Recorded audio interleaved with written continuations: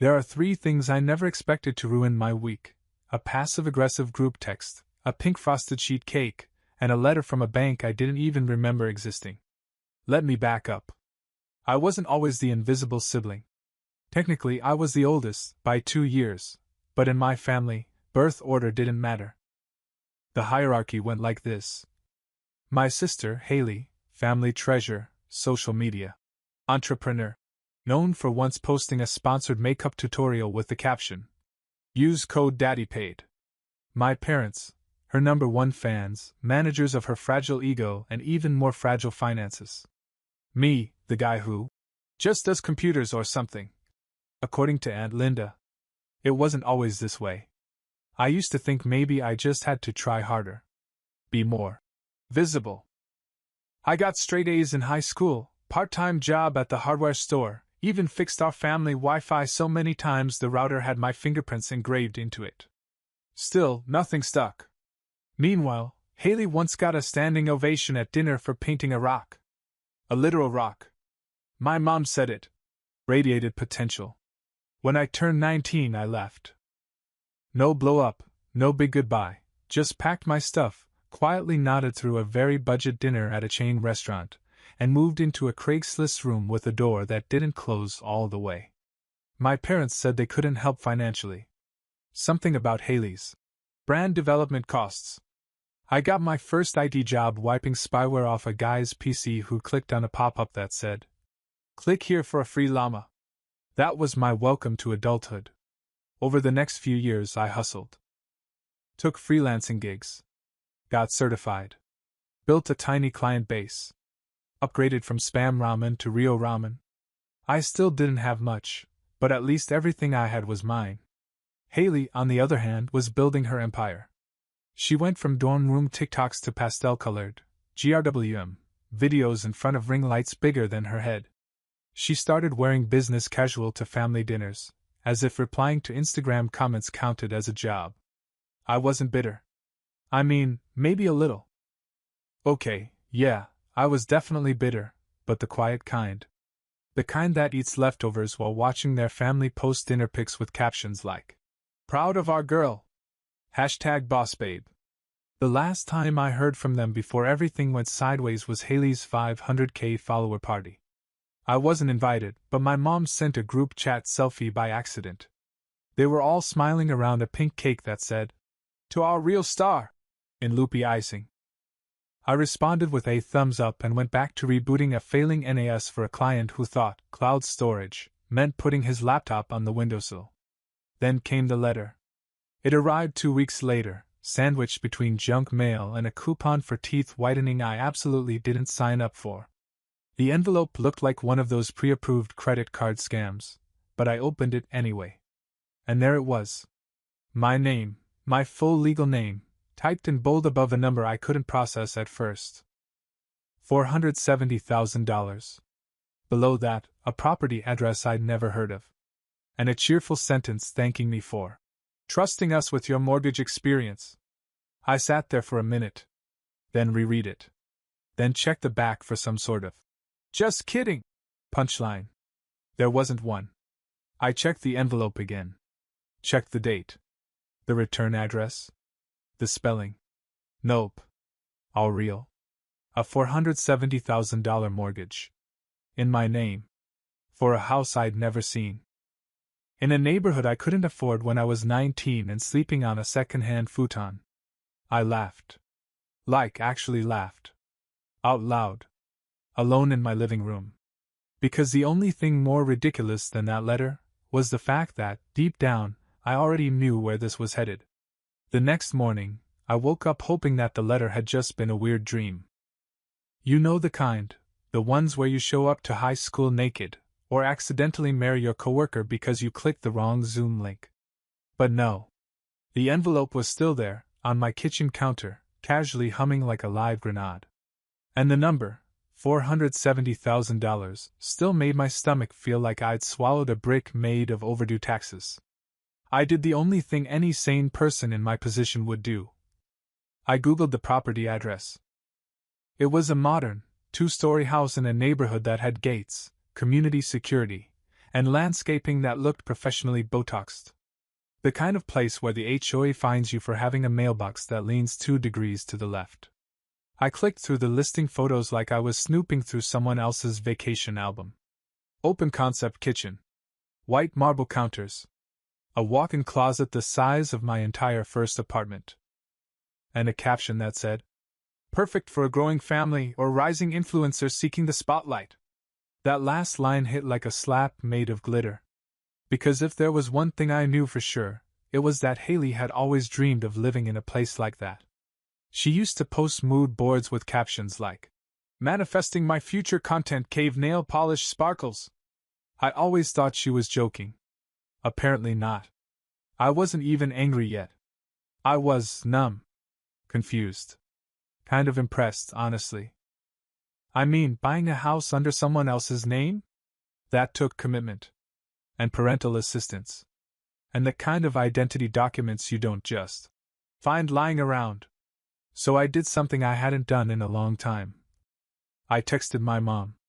"Hey. Weird question. Did someone use my info to buy a house?" 5 minutes passed. Then 10. Then an hour. Nothing. So I tried calling. Straight to voicemail. Then I called my dad. He picked up on the second ring. "Hey, kiddo," he said. "Everything okay?" And I almost believed he meant it. "Yeah," I said. "Just got a mortgage confirmation in the mail." Silence. Like someone had pressed pause on the call. Then, that's probably a mix-up. "You sure it's not junk?" "Pretty sure," I said. "It has my name, my social, and a full loan number. And an address in that gated neighborhood by Hillside." Another beat of silence. Then, "Look, we can talk about this later, okay? Your mom's in the middle of organizing something for Haley's new milestone." "New milestone?" I asked. "Yeah. She hit 600K this morning. You should have seen the surprise we put together. The balloons were huge." I stared at the phone like it had insulted me personally. Then he added, almost as an afterthought, "By the way, don't stress. It's probably a mix-up. Banks do that sometimes." "Banks do that sometimes? Like what, randomly slap people's names on $500,000 loans?" I hung up. Politely. Calmly. Without throwing my phone across the room. Which, honestly, felt like personal growth. Then I did what any bitter older sibling with a functioning moral compass and questionable coping skills would do. I drove out there. Just to see it in person. I told myself I wasn't being dramatic. That I just needed to see the house, the one supposedly tied to my name, before doing anything stupid. It was worse in real life. The driveway had a pink Jeep parked out front, with a license plate that said, "Hey Bay." I pulled over half a block away, turned off my engine, and sat there like I was on a stakeout. And then? She walked out. Haley. Wearing a crop top that said, "CEO of me." Carrying an iced coffee the size of a small child, and posing for a photo while some guy adjusted her angles. Probably the new boyfriend. He looked like he moisturized aggressively. I didn't even know what I felt. Shock? Betrayal? A weird craving for caffeine and revenge? Then Haley laughed, one of those high-pitched, carefree laughs, and shouted, "Babe! Make sure the light hits the porch!" And I just sat there. In my decade-old car. On the street outside a house I apparently owned. Watching my sister stage content for a lifestyle I apparently co-signed, without knowing it. I didn't storm up. I didn't yell. I just drove home. Because the betrayal hadn't fully hit yet. But it would. I didn't sleep that night. I tried. I made tea. I watched dumb videos of raccoons opening trash bins. I even opened the Notes app and started a to-do list titled, "Don't lose your entire mind today." But around 2:43 a.m., I opened the envelope again. Just stared at the words. Mortgage loan amount, $470,000. Primary borrower, Logan M. Carter. My name. Right there in bold, middle initial and all. The more I read it, the less real it felt. I hadn't signed anything. I hadn't even applied for a home loan ever. And yet, here it was. By sunrise, I was in full FBI mode. Pulled up my credit report. Brewed enough coffee to caffeinate a small nation. And there it was, staring back at me. A hard credit inquiry. From a mortgage lender. Dated 2 months ago. Right when Haley had posted that manifestation video about finally finding the one. I don't know what was worse, realizing the documents were real, or knowing exactly how they probably pulled it off. See, back when I was a broke teenager sleeping on Craigslist couches, my parents had opened a joint family trust account. It was supposed to be for educational needs and emergency support. I was told I had to sign paperwork, just in case, so they could manage funds for college. Spoiler, I never got a dime of that money. But the paperwork? That still existed.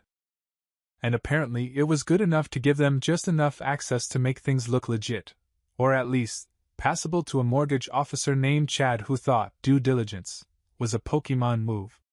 I wasn't even angry yet. I was humiliated. Because I could picture it so clearly. Haley twirling in her chair, pointing at marble countertops, going, "This one, Daddy!" My mom nodding. My dad sighing. And someone saying, "Don't worry, we'll put it under his name. He'll never know." They didn't even think it would matter. Just a little paperwork. Just a name on a line. Just mine. I stared at the digital copy of the credit report for a while, then did something I hadn't done in years. I looked up the mortgage company. Not the one that sent me the letter, the one that approved the loan. It took 20 minutes, 3 call transfers, and one aggressively chipper receptionist named Lacey, but eventually I got someone named Brad. Yes, actual Brad. Brad had the customer service voice of a guy who definitely owned a Hawaiian shirt that says, "It's 5 o'clock somewhere." "Hi there. Thanks for calling. How can I assist you today?" "Yeah," I said. "I got a mortgage confirmation in the mail, except I never applied for a mortgage. I need to know what's going on." "Alrighty. Let me pull up your file. Full name and last 4 of your social?" I gave it to him. He hummed. "Oh, yeah? That property on Hillside Drive? That's the one. Looks like all documents were submitted through a family trust account. You're listed as primary, but co-managed by 2 secondary contacts." My blood ran cold. Who are the secondaries? Let's see here. A pause. A click. Looks like Carl and Deborah. Same last name as you. Parents, I assume? I said nothing. Because what do you even say to that? "Oh, great, thanks." Yeah, they just casually bought a house using my identity and social security number. Classic family prank. Brad continued unfazed. "Anyway, everything seems fine on our end. But if you're claiming identity misuse, we need you to file a freeze and submit a formal report." There it was. The moment. The cliff edge between. This is probably a mistake, and nope, this is betrayal with a signature. I could have called them right then. I could have texted the family group. I could have pulled a Haley and made a passive-aggressive Instagram reel that said, "POV, your family commits mortgage fraud and your name sparkles." But I didn't. Instead, I opened a new tab, logged into the federal credit reporting site, and hovered over the Freeze My Credit button. I didn't press it. Not yet. I just stared at it, the same way you stare at a fire alarm right before everything goes to hell. The next morning, I pressed the button. Freeze My Credit. It was just a click. But it felt like detonating a silent bomb in the middle of a perfectly staged influencer living room. I half expected alarms to go off. Instead, my browser gave me a polite green checkmark and a summary page that basically said, "Congrats, you've just locked your entire financial identity. Have a great day." And just like that, the house of cards they built on my name stopped breathing. Now, I wasn't sure what would happen next. Maybe nothing. Maybe it'd take weeks before anyone noticed. Maybe Haley would be too busy filming a morning routine to notice the loan stopped processing. But it only took 36 hours. It started with a missed call from an unknown number. Then another. Then 3 voicemails in rapid succession. All from a woman named Tracy, who introduced herself with the energy of someone whose entire week just got torpedoed by a frozen credit report. Hi, this is Tracy Mendez with Brightness Realty. We're finalizing the property close for Hillside Drive and just ran into a complication. Please call me back as soon as possible. It's urgent. I didn't call back. Not yet. Instead, I made pancakes. It was a Saturday, and for the first time in what felt like forever, I was in control of something. The batter was too thick, the syrup was off-brand, but damn, it tasted like justice. By the time voicemail 4 rolled in, Tracy sounded less peppy and more like someone trying to smother a full-blown panic attack with real estate jargon.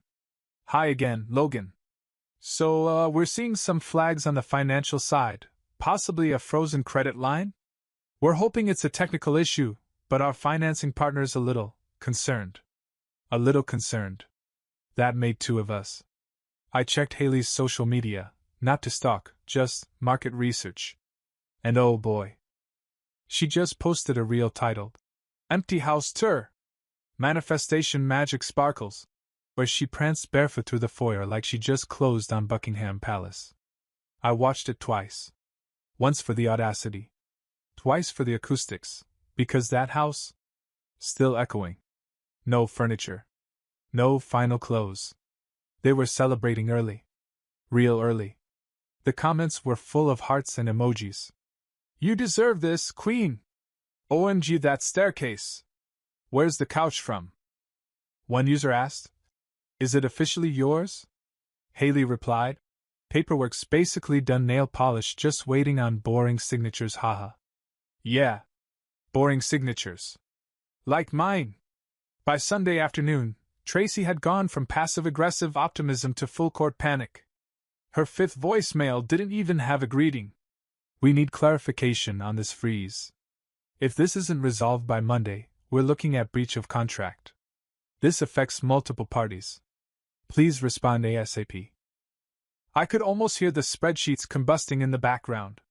Then, for the first time, someone else called. My mom. The name popped up on my screen while I was mid-laundry, folding socks and trying to pretend like I wasn't enjoying this a little too much. I stared at the screen. Didn't answer. She left a voicemail, too. Hey honey, there's something weird going on with Haley's closing papers. It's probably nothing, but could you give us a quick call? No big deal. No big deal. Right. Just a 6-figure property built on stolen identity, and trust issues thick enough to cut with a steak knife. I saved the voicemail. Not out of spite, just for safekeeping. By the end of the day, I had 10 missed calls. 5 voicemails from Tracy. 2 from my mom. 1 from my dad, no message, just a call. And still no apology. Not a single. We didn't mean to. Not a single. We should have told you. Not even a, hey Logan, remember that time we used your identity for a mortgage? Oopsies. Just stress. And panic. And the unmistakable sound of their perfect plan cracking like cheap tile under high heels. So I did what I always do when things get messy. I made another pancake. Monday morning hit like a truck full of missed calls. At exactly 9:01 a.m., my phone started buzzing like it owed someone money. Unknown number. Then another. Then my dad, twice. Then Tracy again, this time with an urgent update. And finally, the cherry on top, Haley. I let them all go to voicemail. Why? Because if I picked up, I might say something like, hey, thanks for the identity theft and financial trauma. What's new with you? Instead, I made coffee. The good kind. Sat at my little second-hand table in my little apartment. And pressed play. Voicemail number 1, Tracy. Hi Logan, we're now at risk of defaulting the financing package if this freeze isn't lifted. We need verbal confirmation from you today or the deal collapses. Please call ASAP. Voicemail number 2, Dad. Son. I think we should all sit down and talk about this. No need for drama. You're blowing this out of proportion. Voicemail number 3, Haley. Hey. Can you unfreeze whatever you froze? I kinda have a walkthrough with a brand tomorrow and they're expecting an interior shoot, so, yeah? I had to pause there. A brand walkthrough? In a house she didn't legally own? And this girl had the nerve to say it like I'd forgotten to take the chicken out of the freezer. Not freeze alone, they finessed in my name. Voicemail number 4, Mom. Logan, sweetheart, your sister's worked so hard for this. Don't ruin her chance over something so technical. It's just paperwork. Just paperwork. There it was again. That phrase. Like they'd all rehearsed it together. Like the loan, the signatures, the documents tied to my entire credit history were nothing more than a parking ticket I was being dramatic about. I stood up and paced. Because no matter how calm I acted, something inside me was cracking. It wasn't just the mortgage. It was the pattern. The assumption that I'd always play the background role. That I wouldn't mind being the scaffolding to Haley's chandelier life. That I'd just nod, accept it, maybe even pay for it, and never say a damn thing. But I wasn't 19 anymore. I wasn't sleeping on a couch under a towel pretending it was a blanket. I was Logan M. Carter. And they were about to find out what that meant. Not with yelling. Not with fists. But with cold, precise silence. I logged into the mortgage portal again, not to undo the freeze, but to download every document they'd submitted. Every forged detail. Every co-signing note that listed me as aware and consenting. Then I opened a new folder. Titled it, For My Lawyer, Just in Case. And as I did, another call came in. This time, I picked up. It was my dad. Logan, he said, like he was already exhausted. Look. This whole thing's gotten out of hand. Can we please talk like adults? I'm listening, I said, sipping my coffee. We didn't think it would cause issues, he said. We figured you'd be supportive. You always said you didn't want a big house anyway. I didn't know I bought one, I replied flatly. It's not like that. Haley just needed a little help. You're so responsible. You're not even using your credit like that. We figured. You figured I wouldn't notice? He was silent. Then, it's family, Logan. Sometimes we do things for each other. No, I said. You do things to me. And then call it family. Don't be cruel. I'm not being cruel, I said. I'm being clear. Then I hung up. No yelling. No threats. Just a click. Because sometimes the best revenge is clarity. By Tuesday morning, Tracy didn't sound like a realtor anymore. She sounded like someone who'd aged 6 years and 6 hours. Her 6th voicemail came in at 7:13 a.m., and this one didn't have the usual sunshine in a blender tone. Logan, we're now in serious breach territory. The sellers have backup offers, and the loan is now frozen at multiple checkpoints. If this isn't resolved today, the contract terminates. I don't know what's happening, but please, talk to your family. That last line? That wasn't business. That was personal.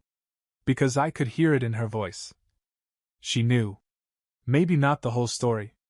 Maybe not the trust fund documents, or the forged signatures. But she knew something shady was going on. And she didn't want her name anywhere near it. Then came the group text. Not from my parents. From Haley. Haley, what did you do? Everything is falling apart. I had a designer booked. Now they're saying the house is being relisted? I didn't reply. I didn't have to. 10 minutes later, my phone rang again, this time from my mom. But she didn't sound soft anymore. No more. Sweetheart. She was in crisis mom mode. Logan, this is getting ridiculous. You've made your point. Haley's devastated. Do you really want to ruin your sister's future over this misunderstanding? Misunderstanding. Right. That's what we're calling it now. I calmly put her on speaker and continued writing an email to a legal contact I knew from a freelance project 2 years ago. Subject. Hypothetical. Family uses your info to buy a house, asking for a friend. Mom kept talking. We trusted you. And now you're making a scene. I stopped typing. Mom, I said, you didn't trust me. You used me. There's a difference. She sighed like I was the problem.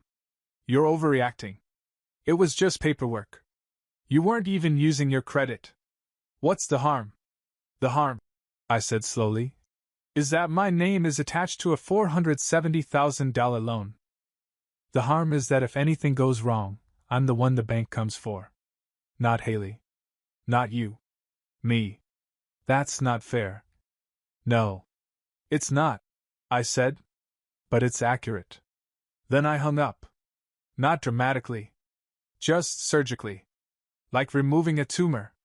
For the next few hours, my phone was quiet. Too quiet. No updates from Tracy. No rage texts from Haley. No, let's talk. Calls from Dad. And then, around 4 p.m., it came. Email from Tracy Mendez. Logan, due to unresolvable financial discrepancies, the home contract has officially been cancelled. The property will be relisted effective immediately. Please inform your family. Thank you. No caps. No exclamation points. Just the cold tone of a woman who was done. 10 minutes later, Haley called. I didn't answer. She left a voicemail so shrill I had to take my headphones off.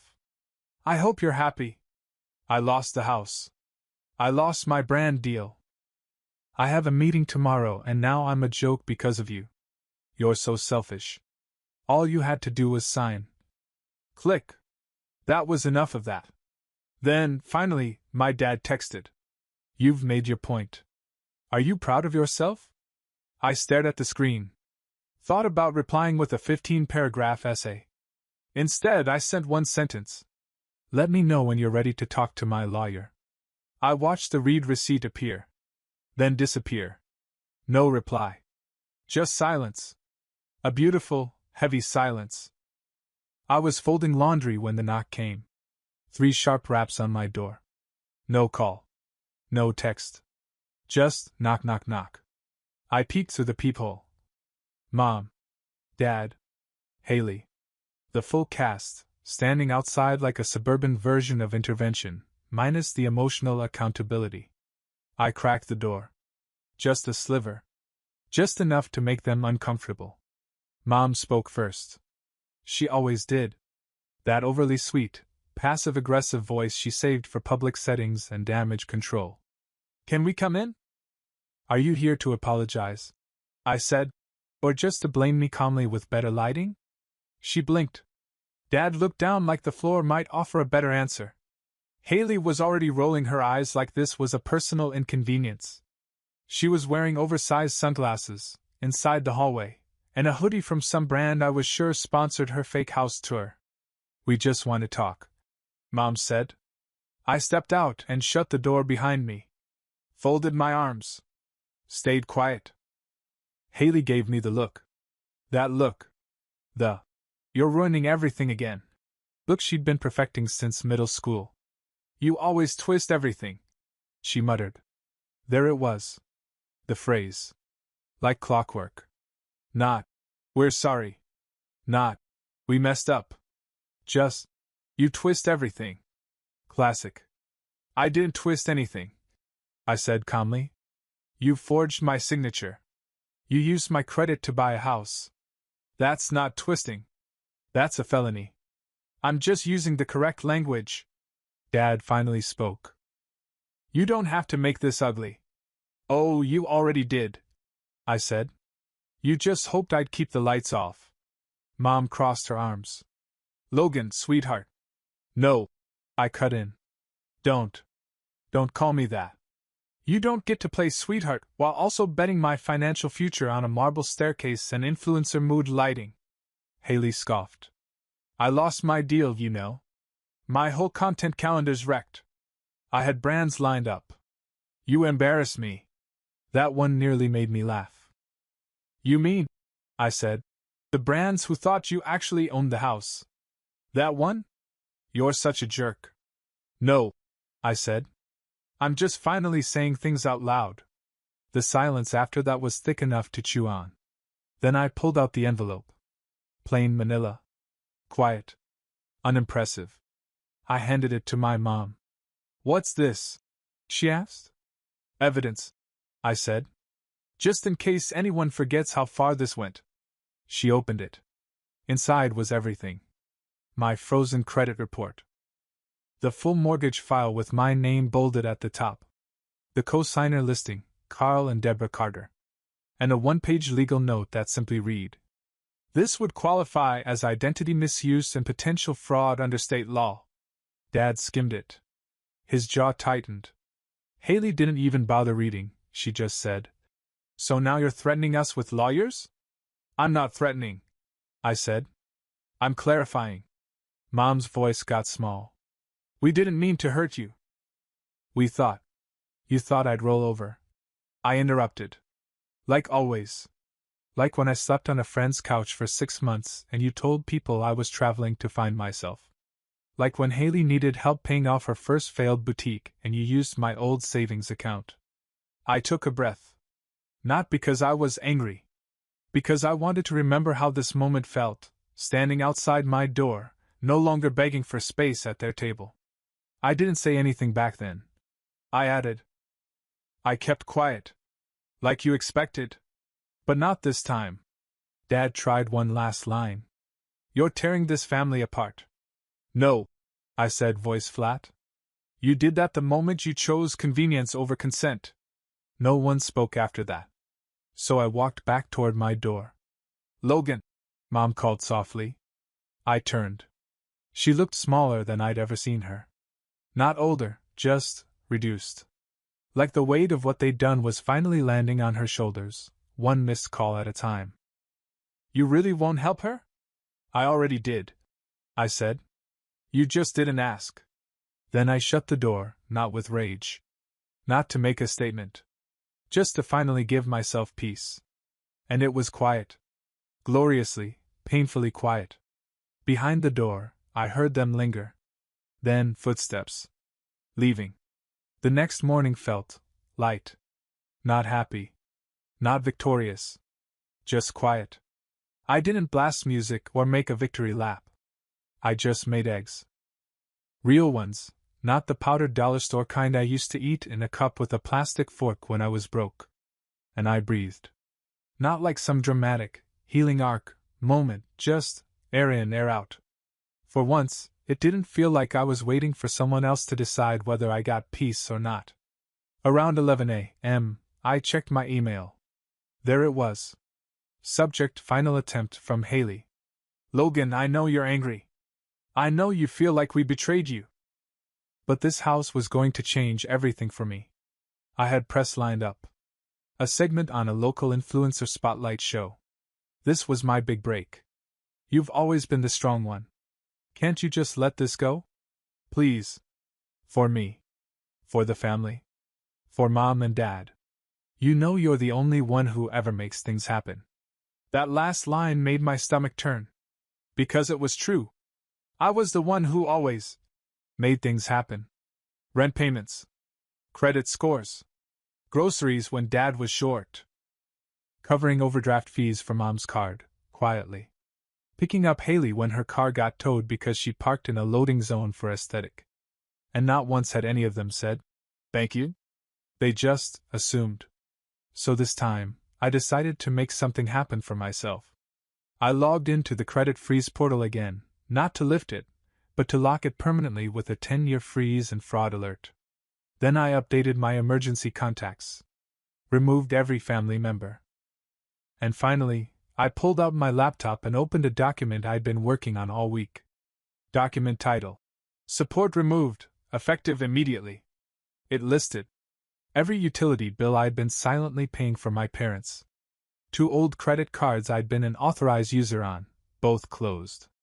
Subscription services logged into my accounts: Netflix, Amazon, HBO, sorry not sorry. The website hosting for Haley's influencer portfolio, yes, that too. And at the bottom? "If any of you need tech help, bill support, or loan signatures, please contact the version of me you thought you could use forever. He doesn't live here anymore." I saved it. Then attached it to one last email. To Mom, Dad, Haley. Subject: final clarification. "I'm not angry anymore. I'm just done. Logan." I hit send. then turned off my phone. Just for a few hours. Not to block them out, but to give myself back some silence. And that night, for the first time in what felt like years, I fell asleep without checking who needed something from me. No guilt. No background role. Just me. Centered. Present. And free.